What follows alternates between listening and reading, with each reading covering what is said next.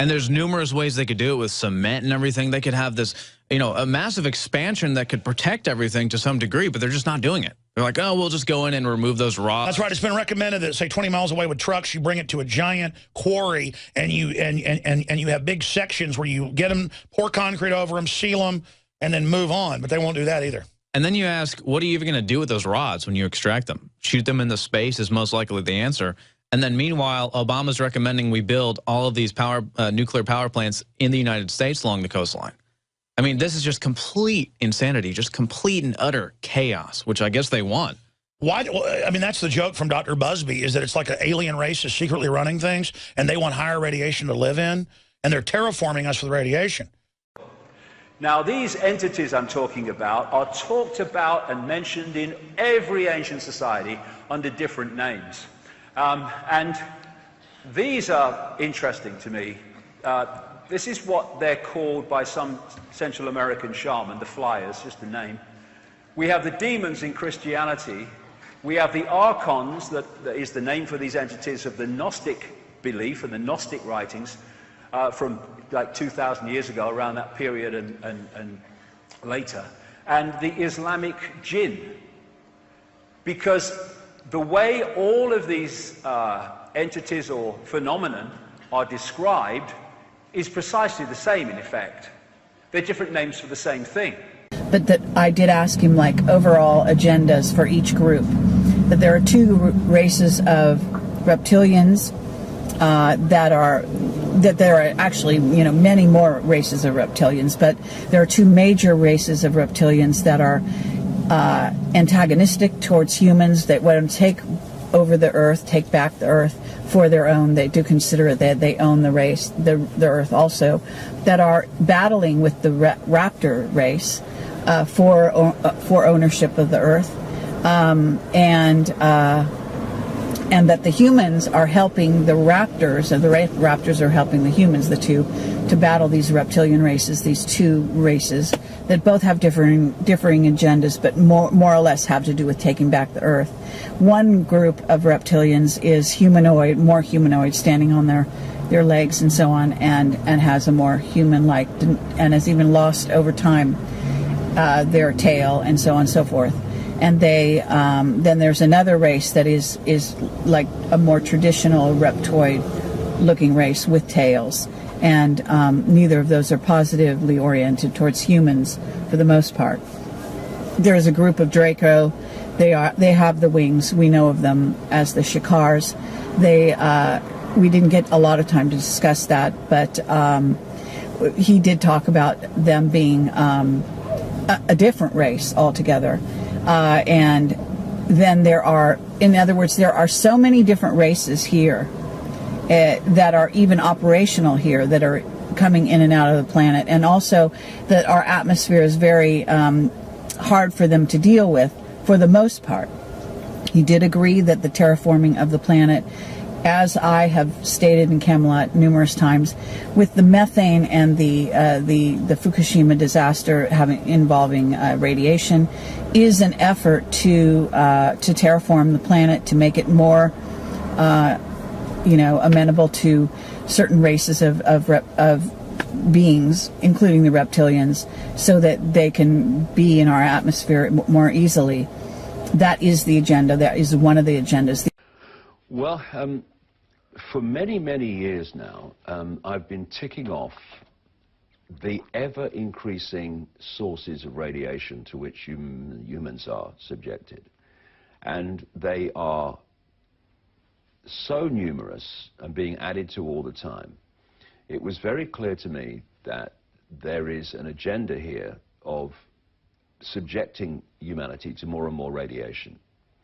It's a long story and many, many elements to why, but the fact that they're doing it is becoming obvious. And so when the explosions at Fukushima happened in Japan, from my perspective, having looked at this over a number of years, it was just too much of a gift to this cabal, given the scale, the stunning scale of radiation that not only was released immediately, but has gone on being released ever since. And, you know, there's reports recently out of Europe of finding these high levels of radiation. And it's like, where's it coming from? Well, there's a very good chance of where it's coming from, because Fukushima has been pouring this stuff out incessantly, day after day after day. So I started looking into it, and one of the first things I noticed, and other people started looking at this as well, was that the explosion that was captured on video of one of the reactors exploding in Fukushima, and the explosion, the smokestack of a small nuclear device were extraordinarily similar. So I then started looking at anything that could have explained this. And I came across the fact that in the years leading up to Fukushima, those reactors and that site in general had installed a new surveillance camera and sensor system with these this technology put into the reactors and other parts of the site. And when you look at it, you know today that technology is getting ever lighter, it's getting ever smaller, and yet when you looked at these cameras and sensors that were installed into Fukushima in the months before this happened, they were like ludicrous. You know, you get these little tiny kind of mobile phones now. And yet, when mobile phones started, they were about that blooming big, and you're as old as you here with two hands, you know. Well, that was the kind of difference between the kind of surveillance technology you see normally now, and these things. They weighed 1,000 pounds. And then, when you put one of those next to what they call a gun-type nuclear weapon, which is a small nuclear device, if you take the casing off the gun-type nuclear weapon, what is inside is, shall we say, not a million miles from what these cameras and sensors look like. And it was, you know, with other information, it was my view, I concluded, that these were small nuclear devices and that Fukushima was blown up on purpose to release that radiation as part of this much wider radiation agenda to irradiate the atmosphere of the planet much more than it has been up to this point. And then I asked, of course, asked the question, who put these devices in, these sensors in? And it turns out to be an Israeli company located at Dimona in Israel. And Dimona is the location of the massive Israeli nuclear weapons program. And I can tell you from 22 years of research, there is no such thing as an Israeli security company that is not a front for Mossad. It's not allowed.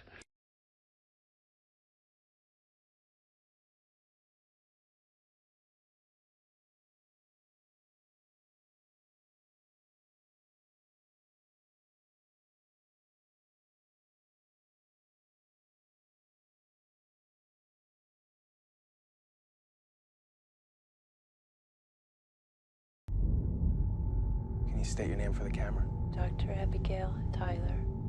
Okay, where would you like to begin? I wake up in the middle of the night almost every night. There's nothing unusual waking you up. There's one thing.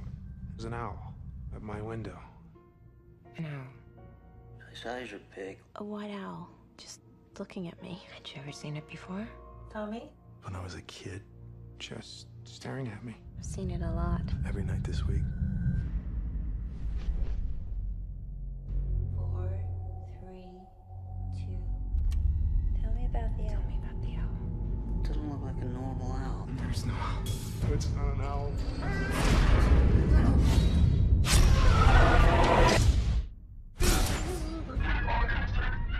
That voice is speaking Sumerian, the oldest language in human history. You can go into any Sumerian exhibit and see etchings and sculptures of men in spacesuits and oxygen masks, rockets that look like Apollo.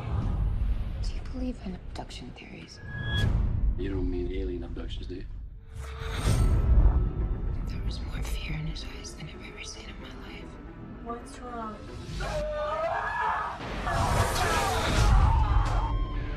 There are more missing people in Nome than any other town in Alaska. I have to get this out of my head because it's stuck in there and I can't think straight.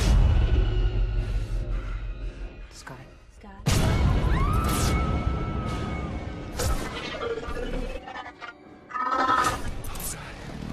We gotta send backup. What'd you see? You were there! I can't explain it. Someone or something came into my room.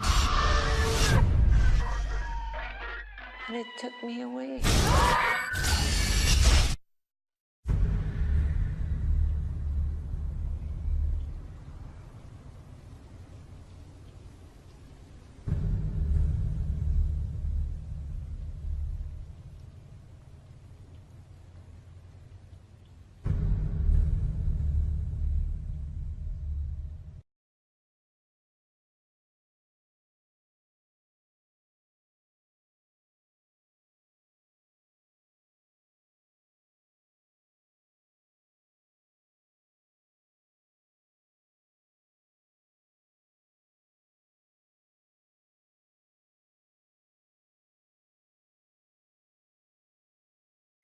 And then there was a man called Arnie Gunderson, who was a nuclear engineer, and he made a speech in Boston, and it was almost like an alert. It was like, hey, we found something about Fukushima which should not have happened, and this has great implications for you know, containment design and nuclear design.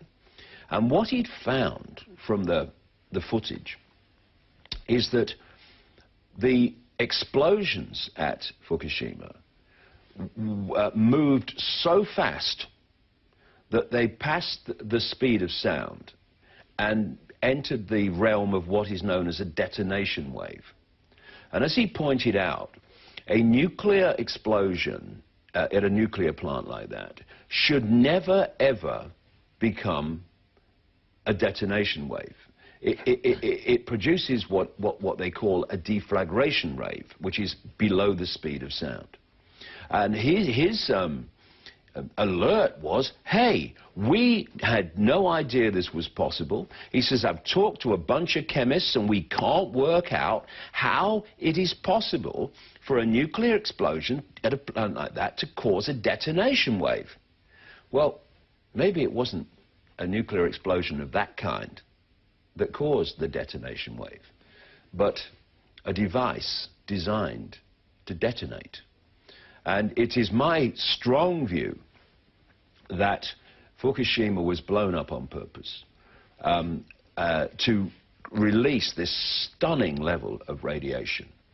And then, of course, the question comes, well, okay, so you're saying they put these things in and blew it up, and then they just sit around strumming their fingers, hoping that some kind of earthquake and tsunami comes along as cover for it. Well, no.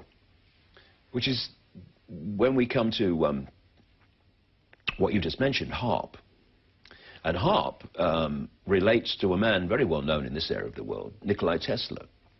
Nikola Tesla was the scientific genius of the 20th century, and if he was alive today, he'd be the scientific genius probably of the first part of the 21st century. He had understood many things about the nature of our reality.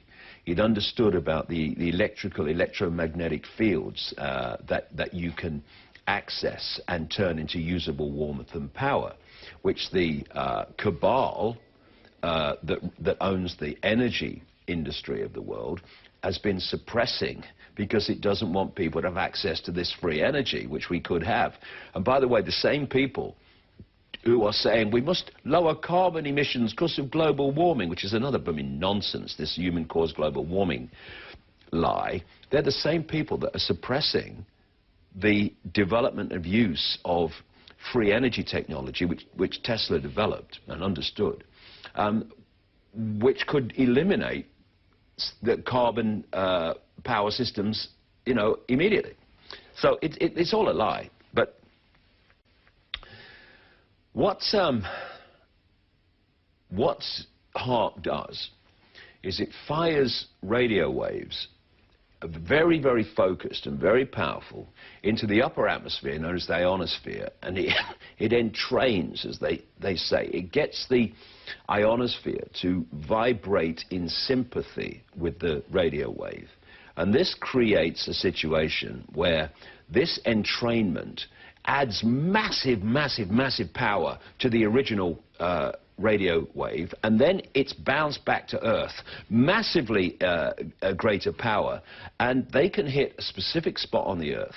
And if they can hit somewhere which is vulnerable in terms of earthquakes anyway, and they can do it at a specific frequency, because the earthquakes have a frequency like everything does, then they can cause an earthquake and they can cause a tsunami.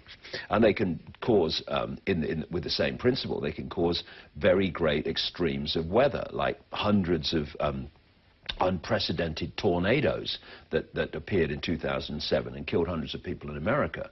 And, you know, people say, oh, no, you can't mess with the weather, it's ridiculous. Well, hold on a second. There are international treaties which countries have signed saying that it's illegal to manipulate the weather and to use it as a weapon of war. Well, they're not going to have those treaties unless they know it's possible. It's ridiculous. And so we have a situation where, yes, of course there are natural earthquakes, but they don't all have to be. And you can bomb somewhere from an aircraft, or you can cause devastating earthquakes and devastating weather events, and you can bring the countries to their knees that way. And in many ways, you know, people within countries, many of them anyway, within the establishment, you know, they know that Fukushima and that earthquake and tsunami and everything, they know it was created. It wasn't a natural event. And what that says to them, and what they're saying to them with that event is, if you say no to us, look what we can do. If they want to bring Japan to its knees, they've got to find a way, like they did in with the two, you know, Hiroshima and Nagasaki at the end of the Second World War. But today they would have to find an excuse to send the boys in. Well, they can't find an excuse. So instead of that, we'll go the way that they have, because Japan is over. It's over. The amount of radiation that has been released into the Earth's atmosphere is potentially catastrophic.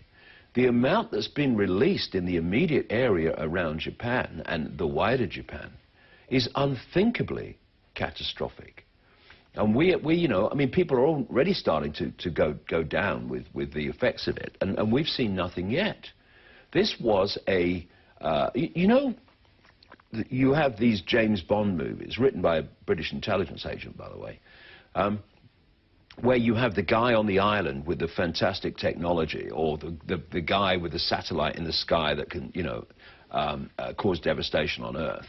And he holds the world to ransom on the basis of I won't use it only if you do this. Blackmail. Well, this is what's happening in the real world because of this technology that they have. And, you know, Tesla, in an interview with the New York Times in the 1940s, I think it was, maybe a bit earlier, he said that he had the technology to split the Earth in half then. He was producing lightning around his home in New York. The neighbors were calling the police. He was causing kind of mini earthquakes, getting the Earth to shake because of the technology he had, and thousands of windows were breaking before he could switch it off. And Bernard Eastland, the man who applied, first of all, for the patent for the technology that is used in HAARP, based in Alaska, but there's connecting technology all around the world. That's just the main focal point. He mentions Tesla when he's applying for the patent. It's Tesla technology. And if Tesla could, you know, do that devastation he said he could do back in the 1930s and 40s, what the heck can they do now? So instead of, you know, it's not really a case of what do you mean they can cause earthquakes? That's crazy. No, no. Causing earthquakes is a piece of cake for this technology. And thus, you know, you have a situation in 2010 when in the run-up to it, in the years running up to 2010 around Haiti, it was established that there were major resources under the sea in Haiti waters.